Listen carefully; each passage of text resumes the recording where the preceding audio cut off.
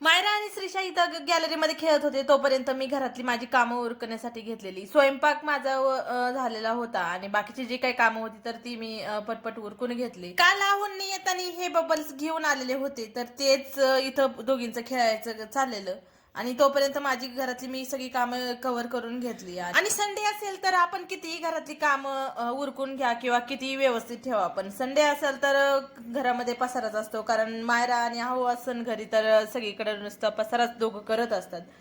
दुपारी थोडासा आराम केल्यानंतर इथं आहोंनी कलिंगड आणलं होतं तर ते मी कटिंग केलं. आज मला उपवास होता तर खिचडी माझ्यासाठी बनवलेली होती आणि थोडेसे वेपर्स वगैरे तळलेले.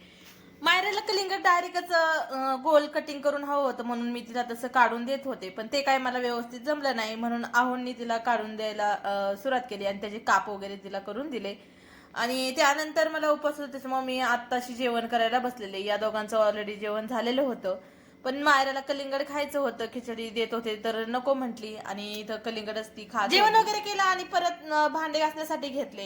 आणि संडे किंवा सुट्टी असेल तर हे असंच रुटीन माझं चालू असतं, कंटिन्यू काही ना काही काम असतं. तुमच्याही बाबतीत असंच काही होतं का मला नक्की कमेंट्स करून सांगा. आणि असा होता आमचा आजचा दिवस. चला भेटू ब्लॉग. जर आवडला तर नक्की लाईक शेअर आणि सबस्क्राईब करा. बाय.